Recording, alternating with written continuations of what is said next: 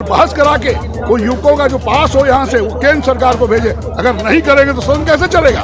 युवकों के भविष्य का सवाल है।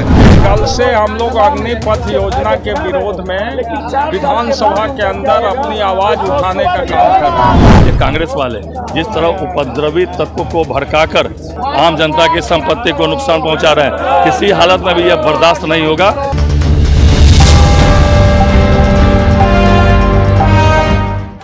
नमस्कार, आप देख रहे हैं डीटीवी भारत और मैं हूं आपके साथ शर्मिला चौहान। बिहार विधानमंडल के मानसून सत्र की शुरुआत हो चुकी है और आज सत्र का तीसरा दिन है।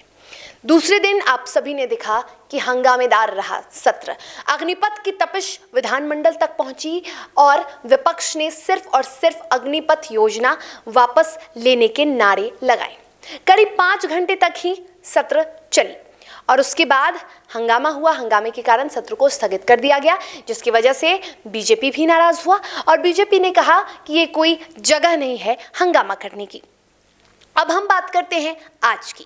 आज फिर से सत्र शुरू हुआ और ये कयास लगाए जा रहे थे कि इस बार विपक्ष यानी आज विपक्ष शांतिपूर्ण तरीके से सदन की कार्यवाही होने देगा, लेकिन आज भी ऐसा नहीं हुआ। आज भी सदन में हंगामा हुआ।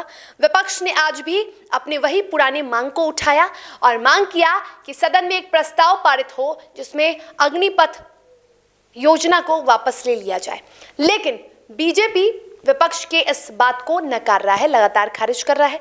बीजेपी का कहना है कि जो हिंसाएं हो रही हैं वो विपक्ष के ही कार्यकर्ताओं द्वारा हो रही हैं। बीजेपी विपक्ष पर लगातार आरोप लगा रही है कि जो प्रदर्शन हुआ, जो हिंसा हुआ, वो विपक्ष की ओर से हुआ, विपक्ष की वजह से हुआ, विपक्ष के नेताओं की वजह से हुआ। तो आज के सत्र में आरोप प्रत्यारोप किस कदर बढ़ा, बीजेपी ने क्या आरोप लगाया और विपक्ष के विधायकों ने क्या कुछ कहा अग्निपथ योजना को लेकर, बीजेपी पर किस तरह से आरोप लगाया, सुनिए जरा।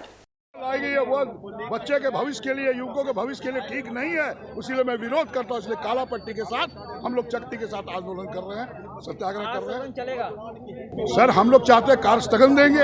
हम तो चाहेंगे स्पीकर साहब से कि उस पर बहस करें और बहस करा के वो युवकों का जो पास हो यहाँ से वो केंद्र सरकार को भेजे। अगर नहीं करेंगे तो सदन कैसे चलेगा?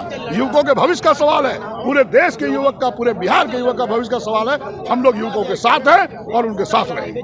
कल से हम लोग अग्निपथ योजना के विरोध में विधानसभा के अंदर अपनी आवाज उठाने का काम कर रहे हैं और हम लोग लगातार सरकार से ये मांग कर रहे हैं कि यहाँ से विधानसभा से एक सर्वसम्मत प्रस्ताव जाना चाहिए अग्निपथ योजना के विरोध में। और हमारा आज भी कार्य स्थगन प्रस्ताव है, लेकिन स्पीकर साहब मनमानी तरीके से हमारे कार्य स्थगन प्रस्ताव पर चर्चा नहीं करना चाहते हैं। ये राजद वाले, ये कांग्रेस वाले जिस तरह उपद्रवी तत्व को भड़काकर जिस तरह रेलवे की संपत्ति को नुकसान पहुंचा रहे हैं, आम जनता की संपत्ति को नुकसान पहुंचा रहे हैं, किसी हालत में भी यह बर्दाश्त नहीं होगा।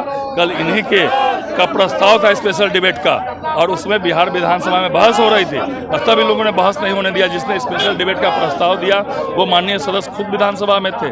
क्या आप विधानसभा का समय जाया करना चाहते हैं? अगर आपको स्पेशल डिबेट नहीं करना था, क्यों आपने विधानसभा का समय जाया किया?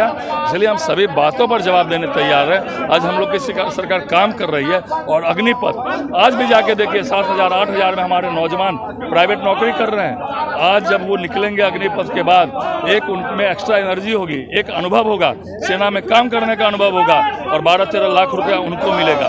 नौजवान समझ गया इन लोग के बहकावे में बिहार का नौजवान आने वाला नहीं है, क्योंकि बिहार का नौजवान जो है वो इस योजना के साथ है। तो सुना आपने, एक तरफ बीजेपी इस योजना को सही बता रही है, इस योजना को वापस नहीं लेने की बात कर रही है, तो विपक्ष के तमाम नेता, चाहे वो कांग्रेस के विधायक दल के नेता अजीत शर्मा हो, माले के नेता विधायक हो, तमाम जो विधायक हैं विपक्षी दल के, वो एकजुट होकर इसी बात की मांग कर रहे हैं कि अग्निपथ योजना को वापस ले लिया जाए। हालांकि विपक्ष अपनी बात पर अड़ी है। विपक्ष का कहना है कि सदन में इस बात पर हंगामा करने का कोई औचित्य नहीं है और ये सही जगह नहीं है।